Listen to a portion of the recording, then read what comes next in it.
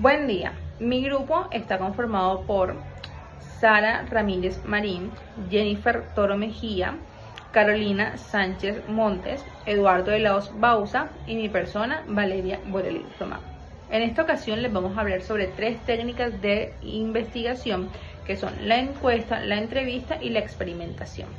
Para iniciar, yo les voy a estar hablando sobre la encuesta. Esta es una técnica muy utilizada en la investigación de mercados porque nos permite recopilar datos cuantificables, estandarizados y comparables entre diferentes muestras poblacionales, ya que una de las finalidades de la encuesta es describir características de una muestra poblacional. Pero, ¿qué es la encuesta? La encuesta es una técnica de investigación que utilizamos para recopilar información de una muestra poblacional a través de un cuestionario estandarizado. ¿Cómo la desarrollamos? Bueno, para garantizar la calidad y la validez de los datos recopilados es necesario que tengamos o que hagamos un proceso muy meticuloso. Lo primero que vamos a hacer es definir los objetivos y la población. Entonces, aquí vamos a definir qué información necesitamos y a quién se la vamos a preguntar. Nuestro segundo paso es definir o diseñar el muestreo. Es decir, que vamos a diseñar o vamos a definir cuál es el tamaño de nuestra muestra y es importante que tengamos en cuenta que este tamaño debe ser el necesario para poder garantizar o para poder alcanzar el nivel de confianza que deseamos.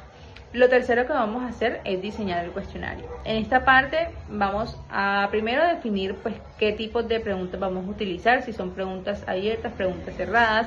Vamos a diseñar el cuestionario o diseñar las preguntas que, estas deben ser claras, deben ser concisas y sin ambigüedades. Y por último vamos a darle una secuencia lógica a nuestro cuestionario, es decir, va a tener una introducción, va a tener preguntas filtros, preguntas principales, etcétera. Nuestro cuarto paso es la prueba piloto.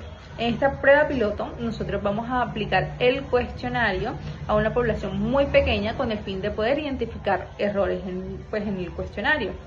Nuestro quinto paso es la recopilación de datos. Ya en esta parte vamos a aplicar el cuestionario a la población o a la muestra que hayamos definido anteriormente. Y nuestro quinto paso ya es el análisis de los datos. El análisis de los datos, nosotros vamos a codificar y a limpiar los datos y vamos a diseñar los informes estadísticos necesarios. Bueno, la encuesta tiene diferentes métodos de aplicación. Podemos aplicar una encuesta cara a cara, podemos aplicar una encuesta vía telefónica, podemos aplicar una encuesta a través de página web o de manera online y podemos aplicar una encuesta a través de correo electrónico. Ahora, ¿cuál es el instrumento principal o cuál es el instrumento que utiliza la encuesta? El instrumento central de una encuesta es un cuestionario. Sin embargo, dependiendo del método de aplicación que utilicemos, el cuestionario puede tomar diferentes formas. Entonces, podemos tener un cuestionario estructurado que digamos que es el más formal. También podemos tener dispositivos o softwares de aplicación que son, aplicaciones o plataformas en las que nosotros podemos diseñar, podemos aplicar y podemos recopilar datos a través de una encuesta. Y también tenemos lo que son dispositivos de aplicación que por lo general son tablets o computadores. Esto es muy utilizado cuando vamos a aplicar una encuesta cara a cara y podemos verlo muy frecuentemente en lo que son los centros comerciales. Cordial saludo, mi nombre es Carolina Sánchez Montes. Actualmente vivo en la ciudad de Medellín y soy estudiante de Administración de Empresas Virtual. El tema que me tocó exponer es los casos en que no es recomendable aplicar la encuesta. Entonces, uno de los casos en los que no es recomendable aplicar la encuesta es cuando, por ejemplo, se necesita profundizar en emociones, en motivos, percepciones complejas, como por ejemplo, preguntas relacionadas con decisiones profundas o temas sensibles. Otro de los casos es cuando, por ejemplo, las personas no tienen tiempo o no tienen acceso a disposición para responder, como cuando, por ejemplo, están en zonas de conectividad o ejecución con agendas muy saturadas, por decirlo así. Entonces, otro de los casos es cuando, por ejemplo, el tema es muy técnico, por decirlo de alguna manera, o requiere relaciones largas, porque podría confundir al encuestado o de pronto afectar la calidad de las respuestas de la persona que están encuestando. Otro de los temas es cuando las personas de pronto pueden dar respuestas socialmente deseables, como por ejemplo preguntas sobre decisiones de reciclaje, comportamiento moral, etcétera, pues en una variedad de cosas. Otro de los casos es cuando, por ejemplo, la población es muy pequeña, casos en los que preferiblemente una entrevista pueda ser más focal, por decirlo de alguna manera. Entonces también tenemos los casos en los que, por ejemplo, sí es recomendable aplicarla. Y esos casos serían los siguientes. En la medición del conocimiento y la actitud, el comportamiento, comportamiento para determinar la notoriedad de la marca a nivel de satisfacción.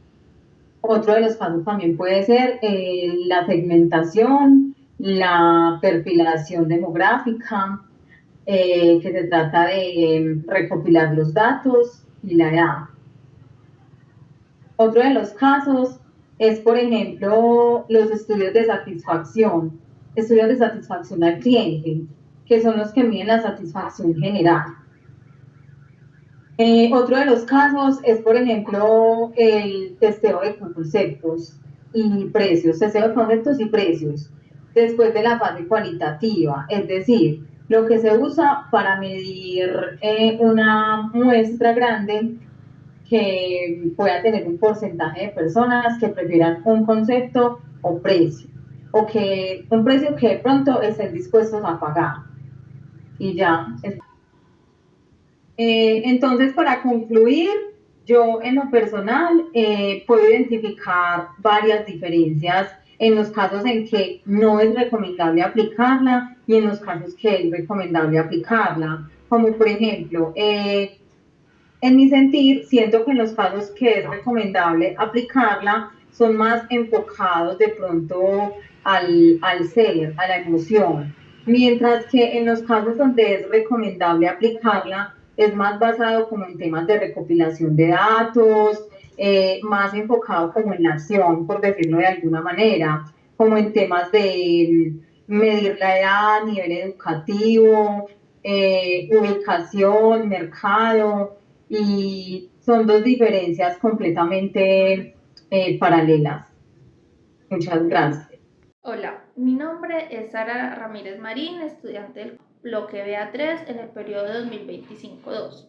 En esta parte de la exposición voy a explicar la técnica de recopilación cualitativa por medio de la entrevista. Bueno, cuando hablamos de una entrevista en investigación cualitativa, básicamente nos referimos a una conversación guiada entre el investigador y la persona que participa. La idea principal no es sacar números o estadísticas, sino entender lo que la gente piensa, siente o ha vivido frente a un tema. Es una técnica muy humana porque permite profundizar en historias, opiniones y experiencias que no se pueden captar con encuestas o con formularios fríos. Para que una entrevista funcione, no es simplemente ponerse a hablar y ya. Siempre hay una preparación.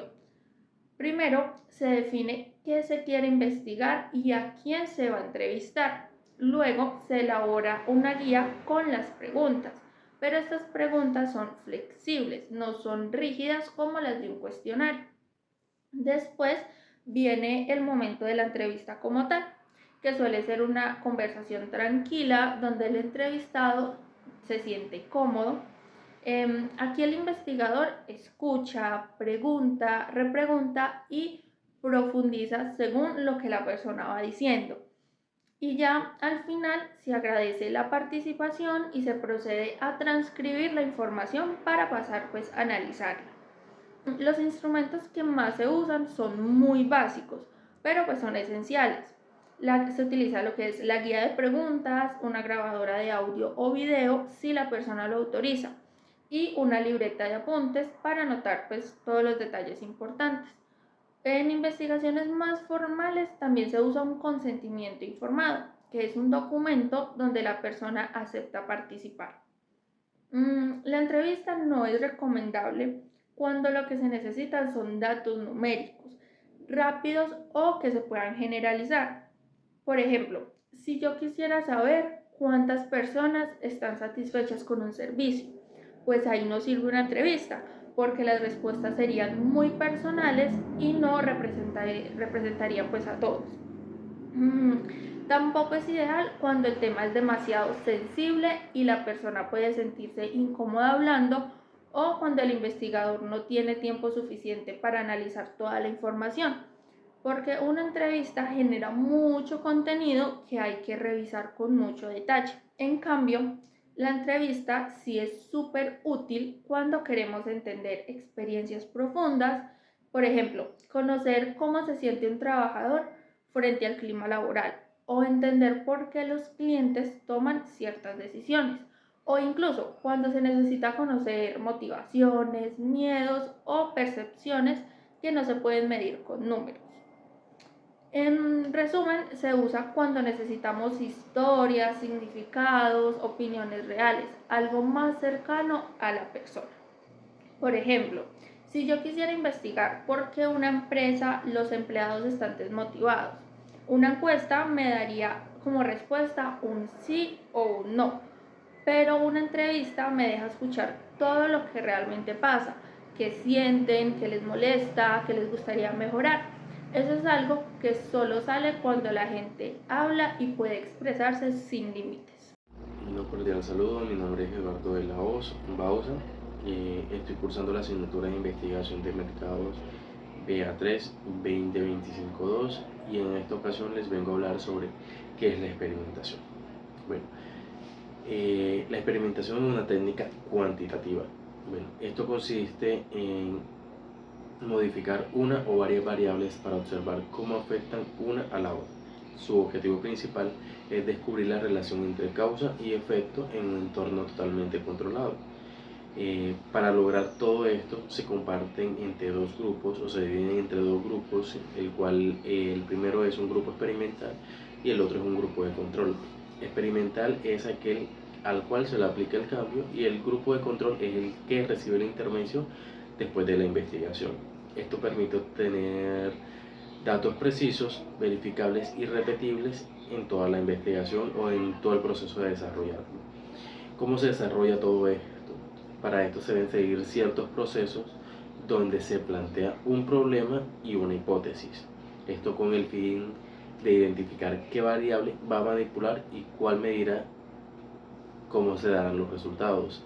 Se debe elegir un diseño adecuado conforme a los grupos a comparar, el cual recibe, como lo dije anteriormente, y el cual no recibe, donde se aplican cambios planificados y se registran los resultados como mediciones objetivas. Luego se analizan los datos para ver si el cambio produjo algún efecto real y finalmente constituye a una hipótesis o se cumple lo que se está dando. Siguiendo con esto, digamos que en la experimentación se usan algunos instrumentos que ayudan a permitir cambios de forma precisa. Digamos que algunos de estos instrumentos se utilizan lo que son las pruebas estandarizadas, algunas escalas numéricas, cronómetros, cámaras, software de registros digitales, plataformas digitales también, donde den respuestas o gráficos que ayuden a comprender todo eso y entre muchas más variedades. Todos estos datos nos ayudan, o todos estos instrumentos nos ayudan a comparar los resultados de antes y después de un tratamiento o de una investigación. Un ejemplo práctico y claro puede ser donde un investigador compruebe si al usar una aplicación digital de estudio mejora el aprendizaje, donde primero se plantea la hipótesis, se define la aplicación y como la variable independiente y las clasificaciones, donde la variable dependiente se dividen de los estudiantes, se dividen en dos grupos, unos que usan aplicaciones y otros que no.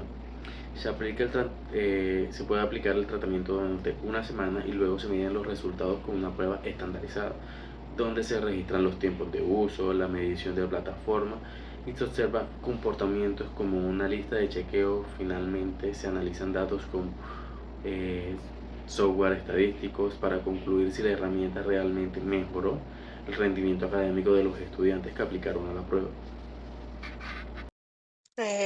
Hola, profe, soy Jennifer Andrea Toro Mejía y actualmente estoy cursando la asignatura de Investigación de Mercados BA03 2025-2. Para dar continuidad al tema de la técnica cuantitativa en experimentación, vamos a hablar de en qué casos sí es adecuado aplicar las técnicas cuantitativas de experimentación y en qué casos pues no lo es.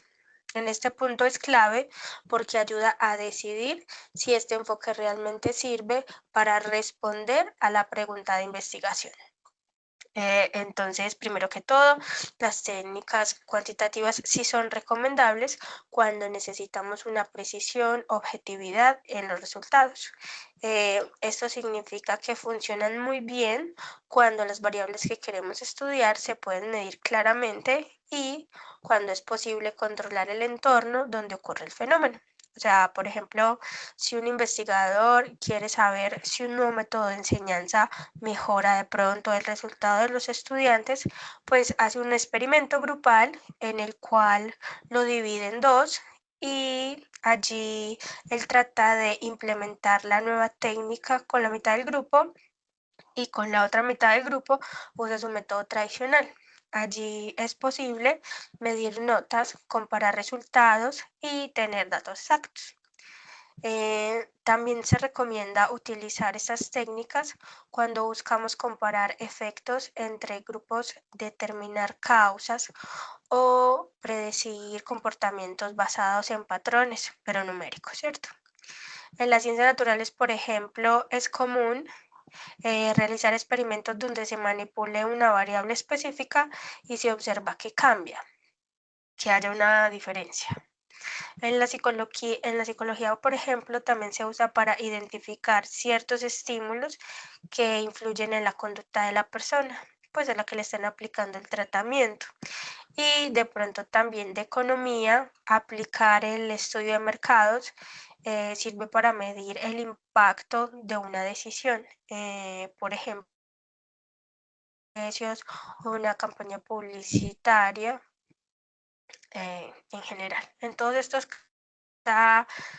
permite identificar datos sólidos, confiables y útiles. Bueno, ¿qué parte es la que de pronto no se recomienda tanto? Sería que no funcione bien cuando el fenómeno que se quiere estudiar es muy subjetivo o difícil de convertir en números, como lo que es, por ejemplo, las emociones profundas, las experiencias personales o significados culturales. Tampoco es adecuado cuando no se puede controlar las condiciones del estudio, porque eso hace que los resultados pues pierdan su eficacia y su validez. Y por razones éticas, pues no se debe usar cuando la manipulación de variables puede variar negativamente en las personas. En conclusión, las técnicas cuantitativas en experimentación son una herramienta muy poderosa cuando se necesita rigor, medición precisa y control de variables. Pero cuando el fenómeno es subjetivo, cambiante o implica riesgos éticos, es mejor elegir otra metodología que permita comprender de una manera más adecuada. Gracias.